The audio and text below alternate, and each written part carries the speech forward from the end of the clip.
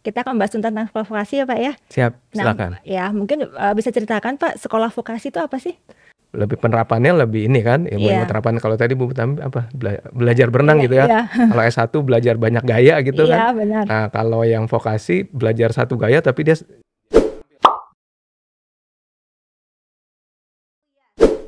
Assalamualaikum warahmatullahi wabarakatuh. Selain program sarjana, bagi Sobat IPB yang akan masuk ke IPB University, ada juga program sarjana terapan yang berada di sekolah vokasi. Mungkin Sobat IPB banyak yang bertanya-tanya, apa perbedaan antara program sarjana dengan program sarjana terapan? Lalu, apa saja jalur masuk untuk sekolah vokasi ini?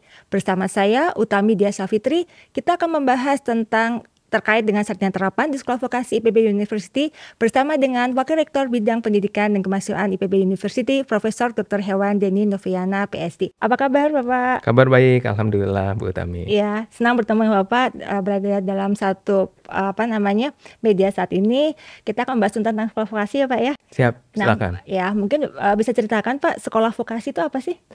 Harus bicara sejarah dulu nih kayaknya Bu ya. Iya, benar. Jadi kalau bicara sejarah, tapi kalau saat ini sekolah vokasi sebenarnya salah satu dari 12 fakultas dan sekolah yang ada di IPB. Salah satunya adalah sekolah vokasi. Sekolah vokasi ini punya sejarah yang panjang. Tadinya pendidikan diploma atau vokasi dikelola di bawah fakultas, beberapa fakultas terpisah-pisah begitu ya. Iya. Kemudian bergabung menjadi program diploma. Akhirnya sejak beberapa tahun yang lalu dikoordinasikan menjadi lebih baik dengan struktur organisasi yang baik sehingga terbentuklah sekolah vokasi. Nah, penekanan sekolah vokasi tentu keywordnya adalah kita ingin menghasilkan lulusan yang memiliki keterampilan yang lebih tinggi dari sisi presentasi keterampilan dan memiliki keterampilan di bidang tertentu yang memang disesuaikan dengan prodinya. Jadi prinsip perbedaannya adalah di situ. Ya, berarti sebenarnya kalau sekolah vokasi ini Pak lebih ke arah diploma ya. Diploma, Ya, ya. ya, kalau di IPB itu kan ada diploma 3 dan diploma 4 ya Pak ya. Ya, betul. Nah, sebenarnya apa sih Pak perbedaan program diploma 3, diploma 4 dan program sarjana tersebut Pak? Baik, jadi yang pada prinsipnya dulu ya, perbedaan antara diploma dengan sarjana. Secara umum biasanya pendidikan diploma ini struktur kurikulumnya atau muatan yang ke arah skill, praktikumnya itu dari 60-70%, sekitar segitu. Sisanya 30-40% adalah lebih ke science-nya. Sementara untuk sarjana kebalikannya. Jadi sarjana 60%-nya adalah science ya, 40% baru practical. Itu yang pertama. Yang kedua, dari sisi perbedaannya.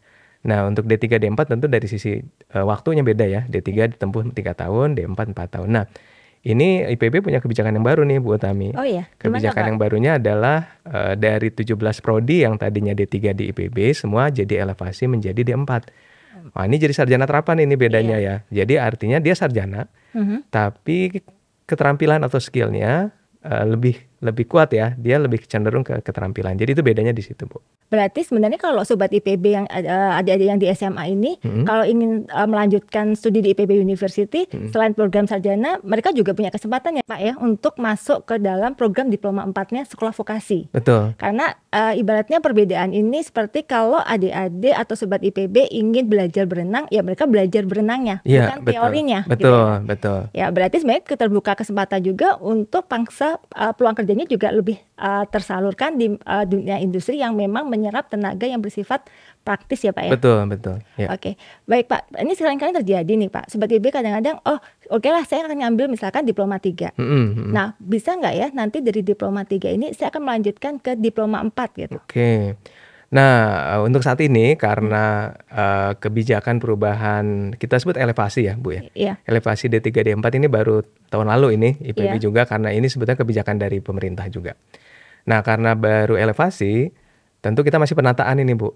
Ya. Penataan. Jadi saat ini yang baru bisa kita fasilitasi tentu mahasiswa yang existing ada di kampus. Ya, artinya mahasiswa baru ya Pak Mahasiswa ya? baru, Mahasiswa mahasiswa baru itu otomatis dia jadi D4. Iya. Nah, tapi untuk yang tadinya D3 ingin lanjut jadi D4, Iya.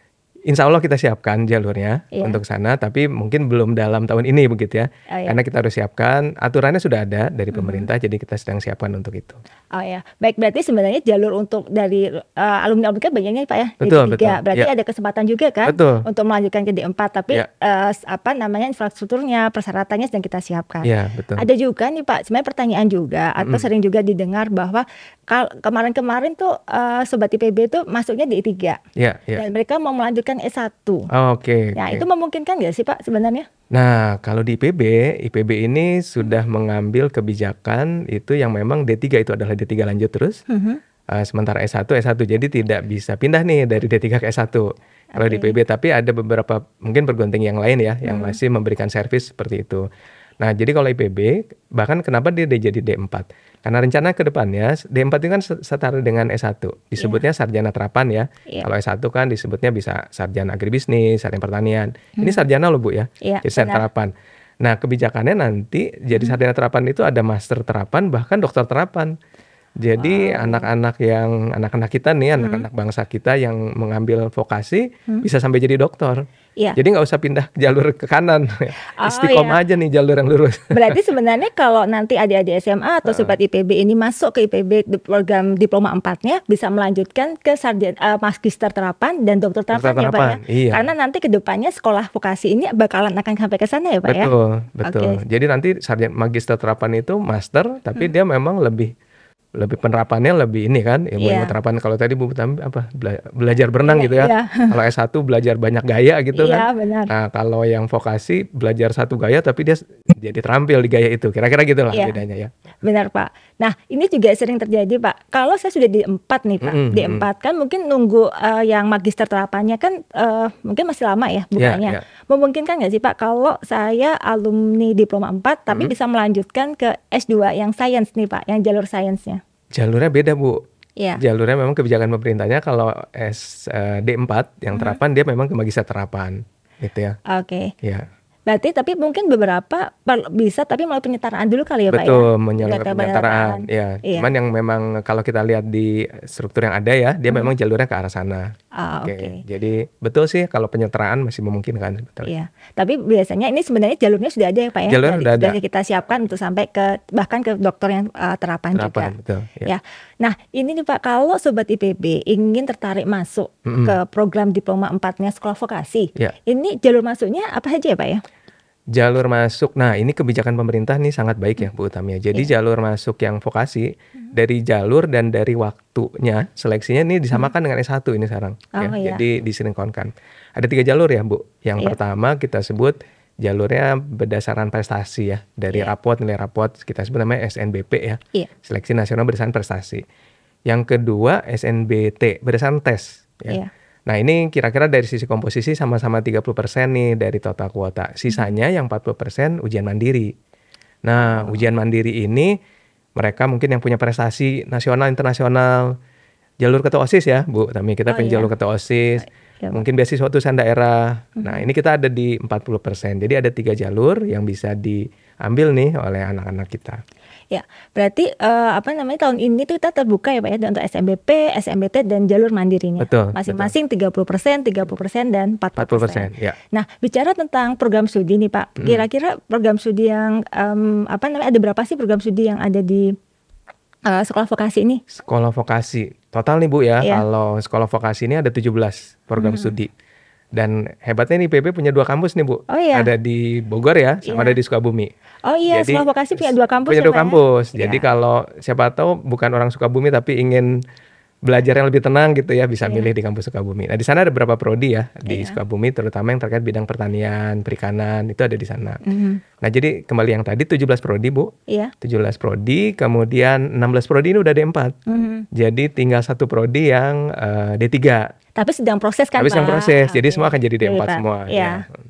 Iya, terus Pak kalau saya ngintip nih Pak, ngintip di admisi.ipb.ac.id itu memang ada 2 kampus kan, kampus Sukabumi sama kampus Bogor. Ini dua-duanya persyaratannya sama ya Pak Sama, ya? persyaratannya sama. Tetap 3 jalur tersebut kan? Sama, Ya, betul. jadi siapa saja boleh mendaftarkan ya Pak Boleh. di kampus Sukabumi. Boleh. Nah, kalau ini Pak, sedikit terkait dengan bagaimana sih peluang sobat-sobat IPB ini untuk bergabung di kampus Bogor maupun di kampus Sukabumi. Peluangnya seperti apa nih Pak kira-kira? Peluangnya Iya. asal ada usaha yang keras pasti harusnya bisa ya. Iya benar ya Pak. Semua usaha masih bisa ya. Iya.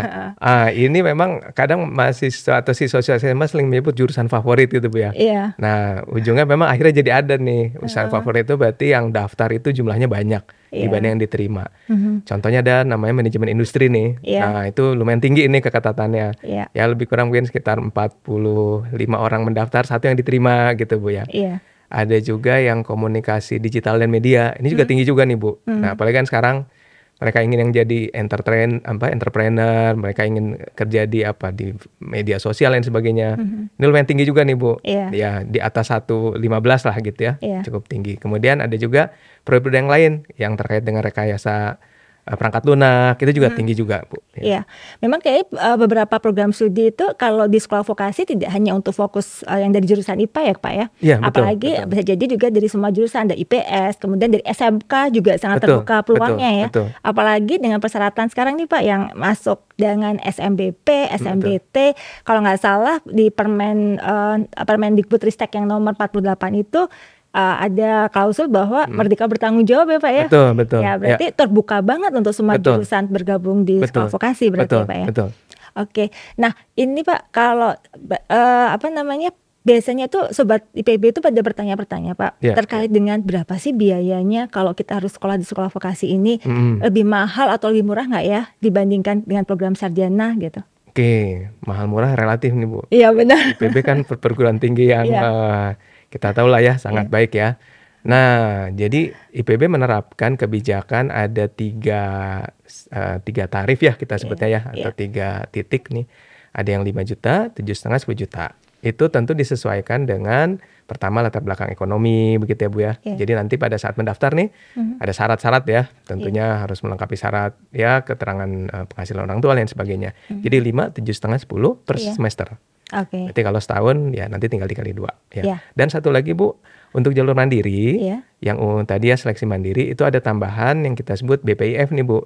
Biaya pengembangan institusi dan fasilitas ya, infrastruktur dan fasilitas. Nah, ini besarnya sekitar 15 juta untuk satu kali, tapi satu kali masuk aja. Tapi untuk yang jalur undangan dan jalur tes itu tidak ada. Oh iya.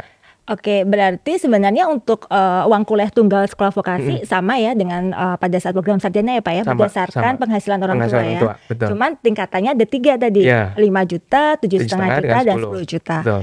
Nah kemudian untuk yang jalur mandirinya, yang jalur tes kayak Pak ya, jalur tes yang SMIPB ada biaya BPIF yang 15 juta yang dibayar per siswa.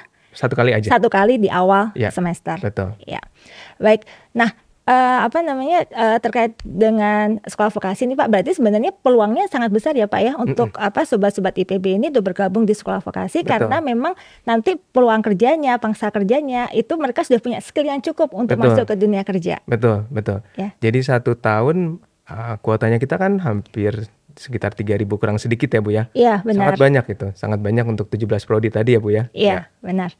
Baik Pak, nah menarik sekali perbincangan kita terkait sekolah vokasi sebagai sekolah terapan. Semoga informasi yang tadi kami sampaikan dapat bermanfaat bagi Sobat IPB sekalian yang masih kebingungan nih tentang program sarjana terapan ini. Saya Utami Dia Safitri, pamit undur diri, terima kasih. Wassalamualaikum warahmatullahi wabarakatuh. Bapak makasih banyak. Sama-sama Bu Tami.